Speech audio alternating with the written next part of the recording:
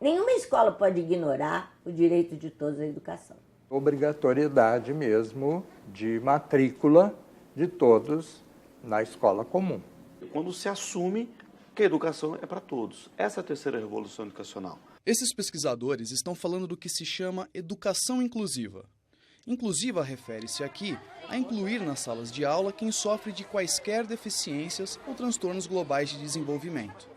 Em 2008, o Ministério da Educação estabeleceu a Política Nacional de Educação Especial na perspectiva da educação inclusiva. Maria Tereza Mantuan, da Unicamp, fez parte do grupo de educadores que elaborou o documento.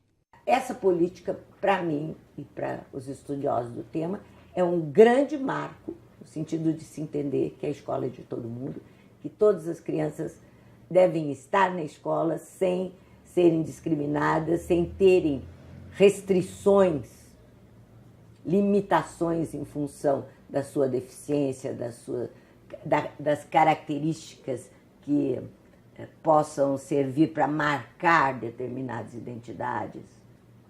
Né? Isso tem caminhado com extrema dificuldade, mas tem caminhado no sentido de ser melhor compreendido e praticado nas escolas.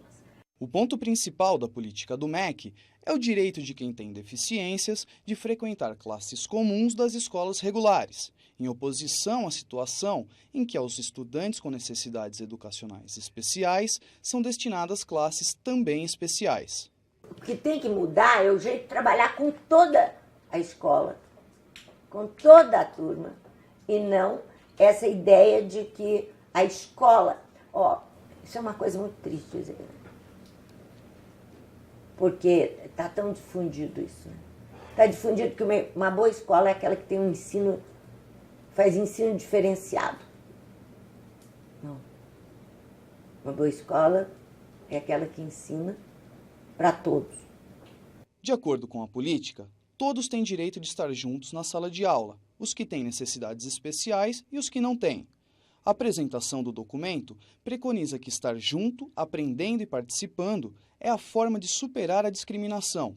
Por isso, a política se opõe a qualquer tipo de adaptação.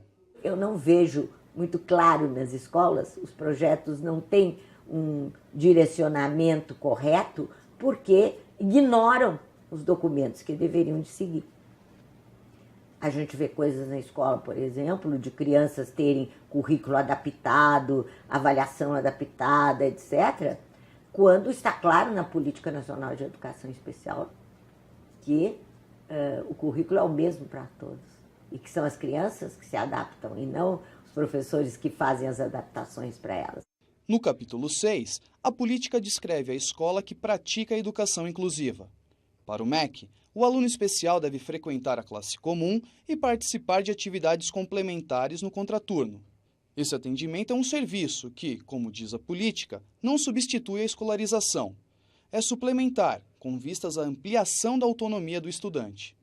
Esse serviço não é reforço, não substitui a escola comum, não tem o mesmo currículo da escola comum.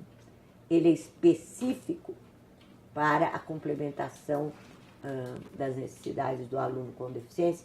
Por exemplo, ensinando-lhes braille, trabalhar com texto digitalizado, trabalhar com mobilidade, orientação, cegos, língua brasileira de sinais, comunicação alternativa aumentativa, orientar o professor para que o professor possa resolver problemas que um determinado aluno esteja tendo na sala de aula e que ele desconhece.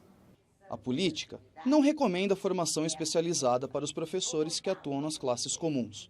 O ponto é controverso.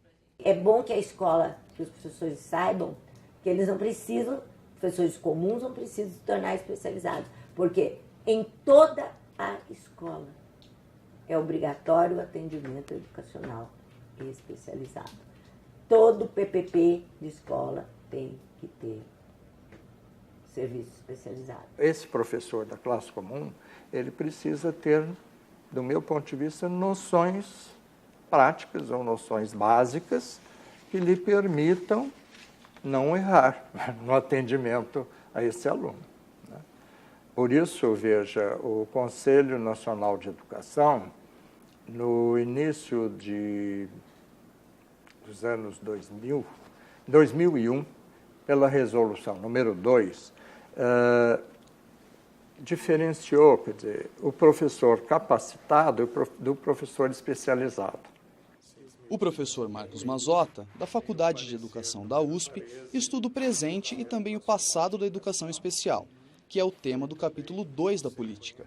Nós temos registros, né, que vem do Império, né, então de mais de 150 anos, lá em 1854, com Dom Pedro II, criando no Rio de Janeiro, sede do governo, né, o então denominado Imperial Instituto dos Meninos Cegos, e que depois de alguns anos, mais precisamente com o advento da República, em 1891, houve a mudança do nome do Instituto para Instituto Benjamin Constant, que é um nome que é conservado ainda hoje, né?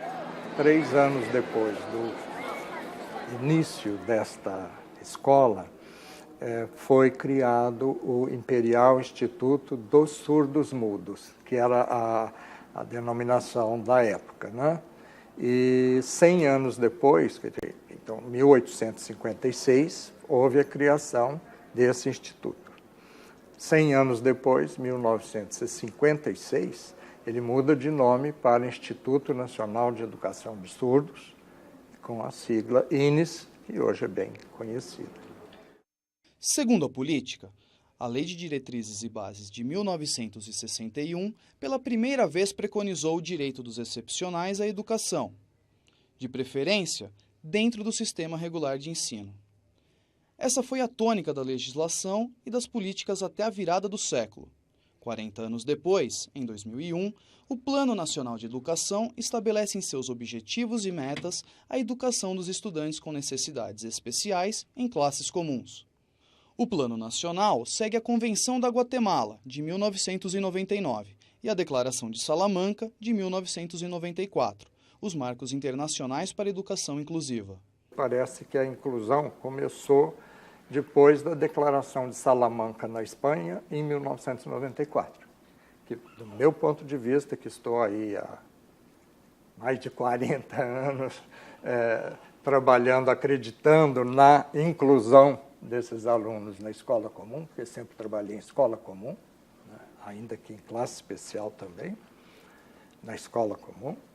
Mas eu sinalizo aí como elemento importante a informação legal que veio logo após a promulgação da Constituição de 88, né, que já lá determinava, né, no artigo 208, o atendimento educacional especializado aos portadores de deficiências, né? E no ano seguinte, em 1989, nós tivemos a aprovação da Lei 7.853, que, dentre outras importantes disposições, determinou a obrigatoriedade de matrícula de alunos com deficiências em estabelecimentos públicos ou particulares oficiais. A política também apresenta o diagnóstico da situação até 2006. O censo escolar daquele ano mostrava o aumento do ritmo da matrícula de crianças especiais nas classes comuns a partir de 2002. O ritmo do atendimento pela rede pública também aumentava, já a partir de 2001. Mas só em 2008, o atendimento na classe comum ultrapassou o atendimento na classe especial, como mostram os dados do Censo Escolar de 2009. Naquele ano, 639 mil pessoas especiais frequentavam a escola, 1,2% do total de matriculados na educação básica.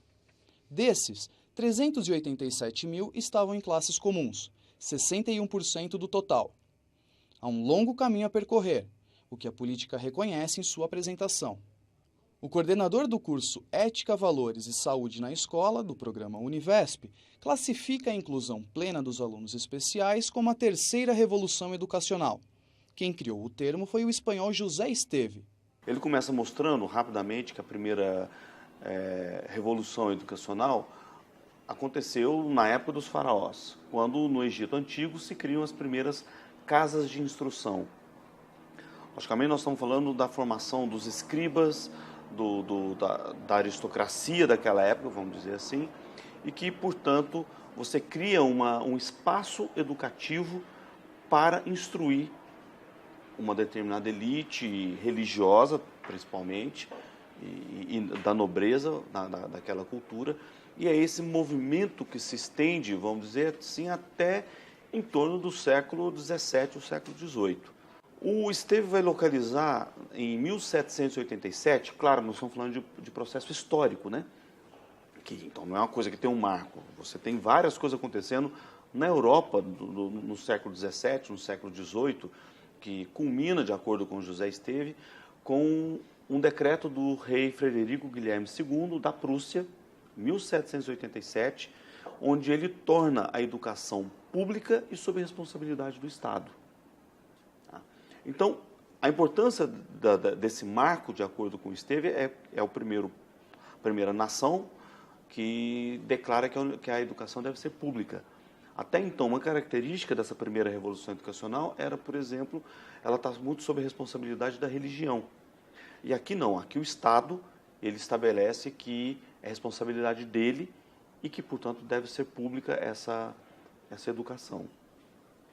Claro que nós estamos falando de época de Revolução Francesa, um monte de outros movimentos na Inglaterra, na França, Alemanha e outros países que vão, o quê? Culminar com essa ideia de igualdade. Vamos pegar aqui a Revolução Francesa, fazendo um paralelo com isso daqui. Um dos pilares da Revolução Francesa é a igualdade. Igualdade entre todas as pessoas. E isso, de uma certa forma, puxa ao surgimento do que vai ser chamada a terceira revolução educacional. O que a terceira revolução educacional traz é todas as diferenças, e não é só diferença de gênero ou racial, é diferença ideológica, diferença psicológica, diferença econômica, diferença de todos os níveis para dentro do mesmo espaço que é a sala de aula. E aí nós temos um impasse, hoje, atual. Quer dizer, esse professor que continua sendo formado nas universidades e reproduz isso nas escolas, ele continua lidando como se a população desse for a população homogênea da segunda revolução educacional, do século XIX. E isso não tem o menor sentido hoje em dia, porque a sala de aula hoje está repleta de todas as diferenças. A política enfatiza o que os pesquisadores afirmam. A efetivação das diretrizes de 2008 depende de mudança estrutural e cultural da escola. Como é que a escola deveria de ser? A escola deveria de ser esse lugar onde se conta um fato, onde se explora esse fato, mas onde se libera o aluno para se manifestar a respeito desse fato, das mais diferentes maneiras, segundo a capacidade dele, segundo as ideias dele, segundo as experiências dele, segundo os sentimentos dele, segundo o momento, a situação, sei lá, em que a coisa se apresenta, onde ele pode, interagindo com outros colegas, ter justamente a possibilidade de debater essas ideias. Então, nesse sentido, provavelmente, qualquer que seja o método, a técnica ou o modelo que vai ser desenvolvido, o aluno vai passar a ser o centro e vai mudar o papel do professor, que deixa de ser o detentor do conhecimento, que ensina, e ele vai passar a ser, não interessa o termo para mim, um mediador do processo. Ele vai ser aquele que vai ajudar o aluno a ir atrás do conhecimento, a buscar essa informação, e muitas vezes isso vai acontecer de forma individualizada, dentro de uma mesma sala de aula, ou, o que eu prefiro, em grupos, mas em grupos menores, heterogêneos, onde o aluno vai buscar, aquele grupo de alunos vai desenvolver um projeto dentro da sala de aula que é complementar ao que um outro grupo de alunos está desenvolvendo. Aí você consegue incluir os diferentes. porque eles vão enriquecer esses projetos através da experiência que eles têm, que não é igual, que não é homogênea. E eu defendo essa posição de matrícula na escola comum de todos que estão na idade para se matricular. Até porque, quer dizer, é principalmente ali que vai aparecer um problema de ordem social a ser resolvido. Quer dizer, os encaminhamentos para a solução. O professor precisa se formar. Eu não gosto dessa conversa que muitas vezes aparece por aí, que o professor precisa ser formado, certo? Porque, né, então, de novo, ele continua um papel passivo, esperando que alguém o forme. Não. Ele precisa se formar. Isso leva tempo. Se forma na ação. Então, ele não vai aprender como lida com a diversidade na teoria, fazendo curso de pedagogia ou fazendo curso de formação de professores. Ele é na ação, é ele com a criança deficiente em sala de aula, que ele vai poder entender como que isso pode acontecer. Ele vai ter que buscar estratégias, ele vai ter que buscar ajuda para ver como que ele lida com aquilo.